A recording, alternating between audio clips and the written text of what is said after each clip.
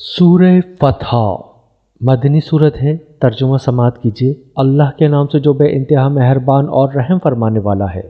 اے نبی صلی اللہ علیہ وآلہ وسلم، ہم نے تم کو کھلی فتح عطا کر دی تاکہ اللہ تمہاری اگلی پچھلی ہر کوتاہی سے درگزر فرمائے اور تم پر اپنی نعمت کی تکمیل کر دے اور تمہیں سیدھا راستہ دکھائے اور تم کو زبردست نصرت بخشے۔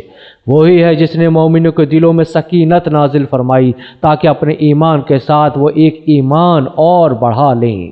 زمین اور آسمانوں کے سب لشکر اللہ کے قبضہ قدرت میں ہیں اور وہ علیم و حکیم ہے۔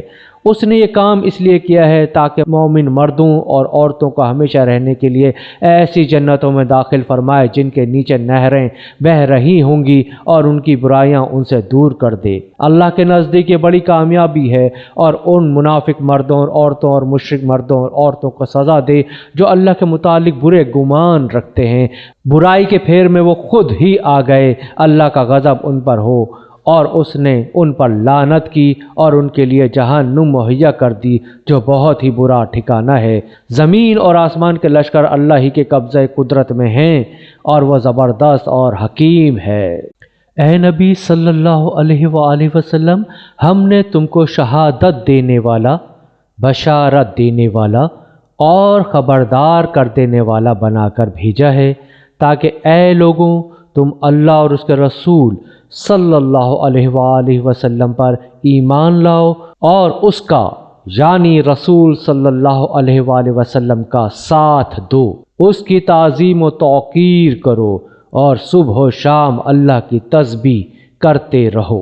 اے نبی صلی اللہ علیہ وآلہ وسلم، جو لوگ تم سے بیعت کر رہے تھے وہ دراصل اللہ سے بیعت کر رہے تھے، ان کے ہاتھ پر اللہ کا ہاتھ تھا۔ اب جو اس عہد کو توڑے گا اس کی عہد شکنی کا وبال اس کی اپنی ہی ذات پر ہوگا، اور جو اس عہد کو وفا کرے گا جو اس نے اللہ سے کیا ہے، اللہ ان قریب اس کو بڑا اجر عطا فرمائے گا۔ اے نبی صلی اللہ علیہ وآلہ وسلم، بدوی عربوں میں سے جو لوگ پیچھے چھوڑ دیے گئے تھے اب وہ آ کر ضرور تم سے کہیں گے کہ ہمیں اپنے اموال اور بال بچوں کی فکر نے مشغول کر رکھا تھا، آپ ہمارے لیے مغفرت کی دعا فرمائیں۔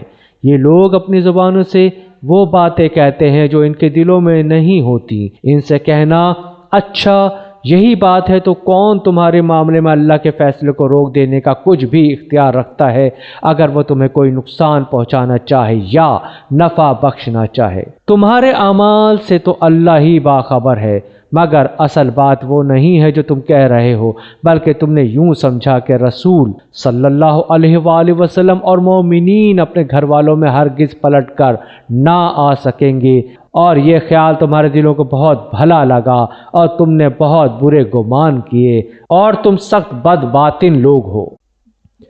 اللہ اور اس کے رسول صلی اللہ علیہ وآلہ وسلم پر جو لوگ ایمان نہ رکھتے ہوں ایسے کافروں کے لیے ہم نے بھڑکتی ہوئی آگ مہیا کر رکھی ہے۔ آسمانوں اور زمین کی بادشاہی کا مالک اللہ ہی ہے، جسے چاہے معاف کرے اور جسے چاہے سزا دے، اور وہ غفور و رحیم ہے۔ جب تم مال غنیمت حاصل کرنے کے لیے جانے لگو گے تو یہ پیچھے چھوڑے جانے والے لوگ تم سے ضرور کہیں گے کہ ہمیں بھی اپنے ساتھ چلنے دو، یہ چاہتے ہیں کہ اللہ کے فرمان کو بدل دیں۔ ان سے صاف کہہ دینا کہ تم ہرگز ہمارے ساتھ نہیں چل سکتے، اللہ پہلے ہی یہ فرما چکا ہے۔ یہ کہیں گے نہیں، بلکہ تم لوگ ہم سے حسد کر رہے ہو، حالانکہ بات حسد کی نہیں ہے بلکہ یہ لوگ صحیح بات کو کم ہی سمجھتے ہیں۔ ان پیچھے چھوڑے جانے والے بدوی عربوں سے کہنا کہ ان قریب تمہیں ایسے لوگوں سے لڑنے کے لیے بلایا جائے گا جو بڑے زور آور ہیں، تم کو ان سے جنگ کرنی ہوگی یا وہ متی ہو جائیں گے۔ اس وقت اگر تم نے حکم جہاد کی اطاعت کی تو اللہ تمہیں اچھا اجر دے گا، اور اگر تم پھر اسی طرح منہ موڑ گئے جس طرح پہلے موڑ چکے ہو تو اللہ تم کو دردناک سزا دے گا۔ ہاں اگر اندھا اور لنگڑا اور مریض جہاد کے لیے نہ آئے تو کوئی حرج نہیں۔ جو کوئی اللہ اور اس کے رسول صلی اللہ علیہ وآلہ وسلم کی اطاعت کرے گا اللہ اسے ان جنتوں میں داخل کرے گا جن کے نیچے نہریں بہہ رہی ہوں گی، اور جو منہ پھیرے گا اسے وہ دردناک عذاب دے گا۔ اللہ مومنوں سے خوش ہو گیا جب وہ درخت کے نیچے تم سے بیعت کر رہے تھے۔ ان کے دلوں کا حال اس کو معلوم تھا، اس لیے اس نے ان پر سکینت نازل فرمائی، ان کو انعام میں قریبی فتح بخشی اور بہت سا مال غنیمت انہیں عطا کر دیا جسے وہ عنقریب حاصل کریں گے۔ اللہ زبردست اور حکیم ہے۔ اللہ تم سے بکثرت اموال غنیمت کا وعدہ کرتا ہے جنہیں تم حاصل کرو گے۔ فوری طور پر تو یہ فتح اس نے تمہیں عطا کر دی اور لوگوں کے ہاتھ تمہارے خلاف اٹھنے سے روک دیے، تاکہ یہ مومنوں کے لیے ایک نشانی بن جائے اور اللہ سیدھے راستے کی طرف تمہیں ہدایت بخشے۔ اس کے علاوہ دوسری اور غنیمتوں کا بھی وہ تم سے وعدہ کرتا ہے جن پر تم ابھی قادر نہیں ہوئے ہو، اور اللہ نے ان کو گھیر رکھا ہے۔ اللہ ہر چیز پر قادر ہے۔ یہ کافر لوگ اگر اس وقت تم سے لڑ گئے ہوتے تو یقیناً پیٹھ پھیر جاتے اور کوئی حامی و مددگار نہ پاتے۔ یہ اللہ کی سنت ہے جو پہلے سے چلی آ رہی ہے، اور تم اللہ کی سنت میں کوئی تبدیلی نہ پاؤ گے۔ وہی ہے جس نے مکے کی وادی میں ان کے ہاتھ تم سے اور تمہارے ہاتھ ان سے روک دیے، حالانکہ وہ ان پر تمہیں غلبہ عطا کر چکا تھا، اور جو کچھ تم کر رہے تھے اللہ اسے دیکھ رہا تھا۔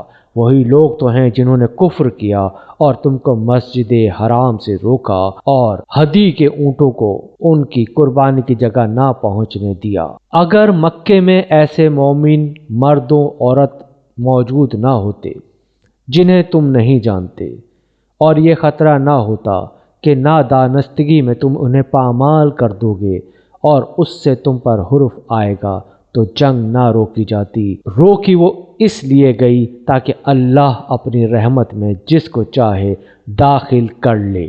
وہ مومن الگ ہو گئے ہوتے تو اہل مکہ میں سے جو کافر تھے ان کو ہم ضرور سخت سزا دیتے۔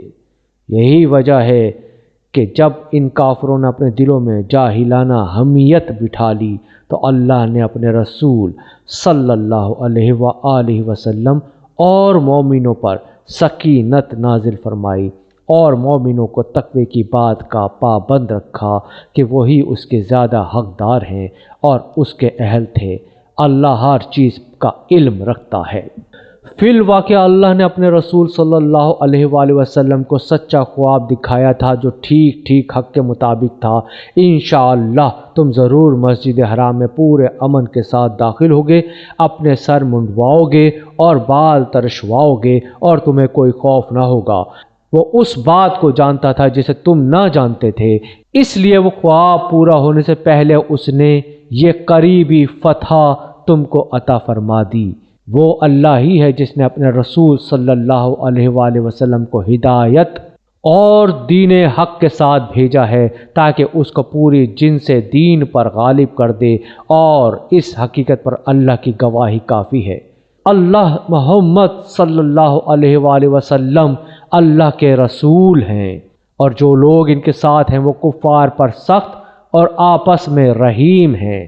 تم جب دیکھو گے انہیں رکوع و سجود اور اللہ کے فضل اور اس کی خوشنودی کی طلب میں مشغول پاؤ گے۔ سجود کے اثرات ان کے چہروں پر موجود ہیں جن سے وہ الگ پہچانے جاتے ہیں۔ یہ ہے ان کی صفت تورات میں، اور انجیل میں ان کی مثال یوں دی گئی ہے کہ گویا ایک کھیتی ہے جس نے پہلے کونپل نکالی، پھر اس کو تقویت دی، پھر وہ گدرائی، پھر اپنے تنے پر کھڑی ہو گئی۔ کاشت کرنے والوں کو وہ خوش کرتی ہے تاکہ کفار ان کے پھلنے پھولنے پر جلیں۔